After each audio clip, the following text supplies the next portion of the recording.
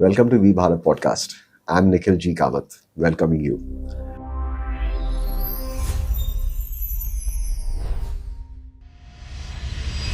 Today we are talking about a completely different segment. Most of you are used to it, but some different take on the same. As per United Nations, there are about 195 countries. Every second most expensive purchase in India is this category. Most of us, whenever we move off an airport, this is the first thing that we see. And many songs and probably a few movies have been written on this segment. For those of you still not known, I'm talking about cars.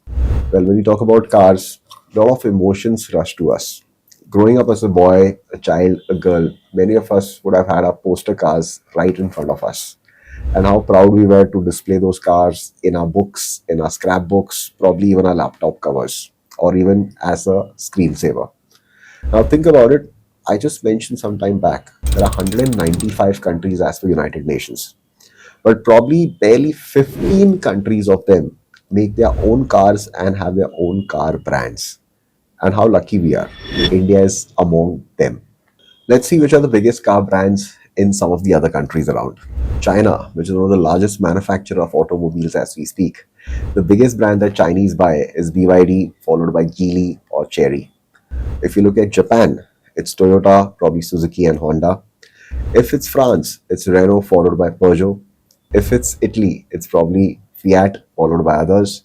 Germany is Volkswagen followed by Mercedes and BMW. And in India, you all know it, we have a Tata and a Mahindra.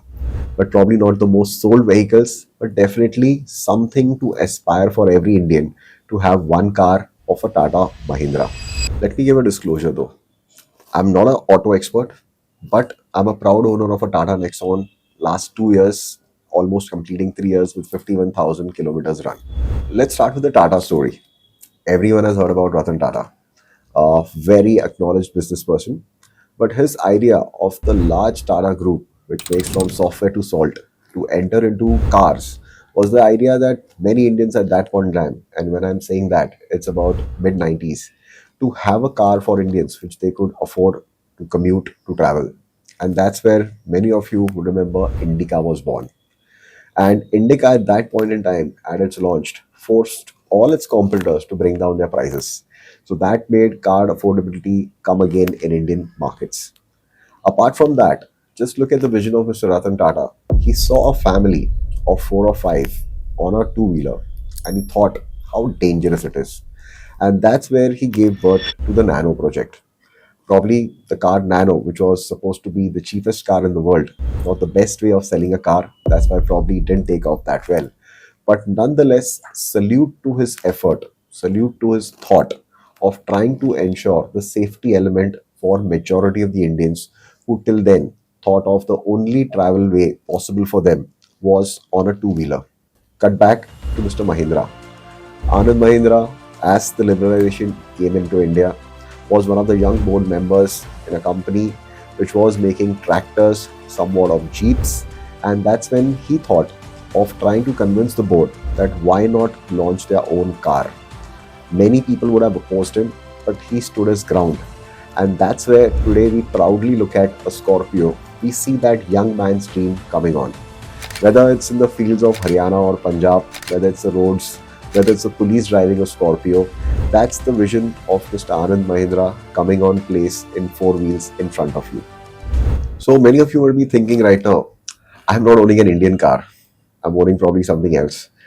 But do I need to sell it, considering it's the second most expensive purchase after a home for me? Probably not. I've been also in your place. But what I said is, what can I do small things that can actually change the trajectory? So every time you replace your tires or replace a battery, you could probably have an Excite or an Amaron.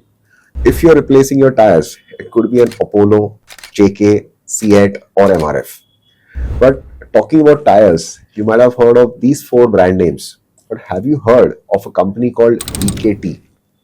Probably many of you not. BKT is a tire company in India and BKT stands for Balkrishna Tires. And the fun part about it is these tires are exported mostly to Europe, America. They are used for heavy equipment, farm equipment tires. Fun part apart from this is that some of you would have heard, or if not, then Google it. Monster trucks. There is a monster truck or a concept in America where cars which are built huge with huge tires and there is a race over there. And that monster truck jam is sponsored by BKT Tyres. So that tells you that sometimes we as Indians have forgotten to be proud or sometimes are oblivious to a lot of things which are changing in India, which are making a difference to the world and making us proud. But the same pride can be bought by us in every aspect of our life. Imagine owning an Indian made car, and to give my perspective, the way I disclosed that I own a Tata Nexon. When my relatives from abroad, when they came first, or I go to pick them up at the airport, and when they sit in the car, they always find it, wow, is this what a Tata is offering? And I say yes. That gives a sense of pride in them as well, that when they come back to their homeland and they sit in a car made by their own country, there is a big difference that we are creating. Talking about cars, we started with Tata and Mahindra. Mahindra cars are also available in Australia and New Zealand. One of my close friends bought it over there. But do you know the fun aspect that who is the brand ambassador for Mahindra cars in Australia? A clue, he's an ex-cricketer. Second clue, he's not an Indian cricketer. And if you still not guessed this, it is Mr. Matthew Hayden. You can probably Google it and you can realize that how Mahindra is making a dent in the Australian car space. But imagine the same Australian cricketers coming on a tour in India and they don't find many people owning or driving a Mahindra car. Are they going to go and tell their own countrymen to buy a Mahindra car? Probably not. So that's where we can be the true brand ambassadors for some of the best things that our country makes. I know every one of you will say that some of the Mahindra cars are quite expensive. But when you look at a Tata and Mahindra, I believe the entire range is available. In fact, I will not say range. Entire range till the Range Rover is available. Why? Because Tatas own the Range Rover. So right to start from a Tiago, which is the smallest hatchback that a Tata makes, to right up to the Range Rover or to the current Defender is owned by the Tatas. So even the people who are the uber rich, the South Bombay, the South Delhi, even if they own an expensive car or want to own, a Range Rover can still fit the bill. Many of you would say, I already have a BMW, Audi, any of those cars, nothing wrong with them. But what about your second or third car? Can it be an Indian car? Many of us have second and third cars. So why not start by at least making a difference of trying to own a brand that is not only close to your heart, but also close to your land.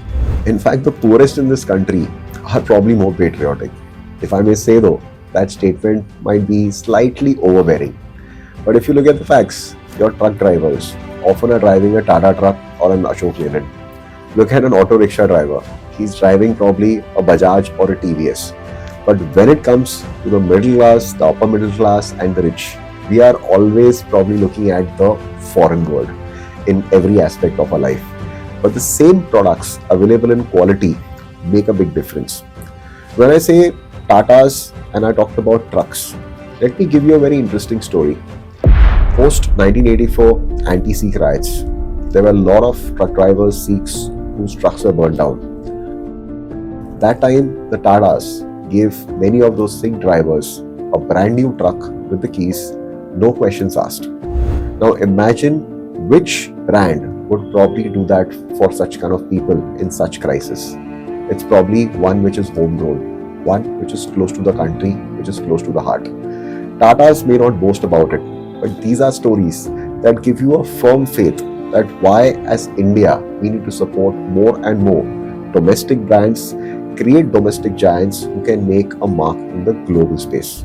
So far we've been talking about cars, but let me give you a perspective of my life. Am I truly that patriotic? Let's see. So my day starts by, as all of you, we go to the washroom. In the morning, I brush my teeth with Perfora, with the toothpaste of Himalaya. Then I have to shave. So I take the Bombay Shaving Company razor with the shaving cream of Vico. After that, a soap probably of Kama Ayurveda. After that, the bath is done. Then I move out. I am using my aftershave of Yardley, a perfume of EM5 or MYOP. After that, I'm using a Frank Lord watch. I'm wearing a shirt from Westside. I'm wearing a trouser from Blackberries. My socks are from Bonjour and my shoes are legwork. After all this, when I move down to start my day, I enter a Tata Nexon car. If within this 1 hour of my morning, I have exposed you to many of the unknown or not so known Indian brands which I can use in just 1 hour. Now imagine how many such categories are there beyond which even you wouldn't have heard of, or many which you can let me know of, which I will try to tell you and explain to you and also introduce to you in my coming episodes. I just said I started my car journey with a Tata Nexon. Why Tatas? Probably many of you are aware that Tatas was the first, probably the biggest car brand in India, which started focusing on the safety features, trying to start to make one of the most safest cars available for country. And when we are buying a car for our family, where it's your mom, father, or probably your child who's going to be sitting in it, you want the car safe. Many other bigger companies probably didn't give attention to that factor, which matters the most. Because most thought Indians only sought comforts and mileage. But Tata started making safety an important element, and that's why I made a purchase. When we talk about cars, one of the largest buyers of cars in India are fleet operators, travel cars, tourist cars. Can all of those who are part of this network can at least start incorporating some Indian cars? Also, many of us in my last episode on 26 Jan 2026, I mentioned that how Indian Army is incorporating a lot of domestically made weapon systems through the help of DRDO. Are we also aware that a lot of cars or four-wheelers used by the Indian Army are provided by the Tatas and Mahindras? If your nation's security forces can run on those cars, why can't we? This is one of the thoughts before I leave, I want to pass on to you. We all have seen Mr. Ratan Tata as an industrialist coming from one of the most minorities in the country, which is Parsis, who have contributed so much to this country. We have often given him just empty tributes. How about paying the tribute in the right way?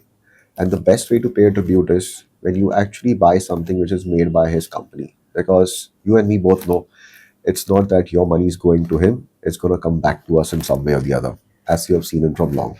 So, till our next episode, please write into us any new product categories, any new segments that you would want to know about. And if you already know, can you post us those companies and those product categories?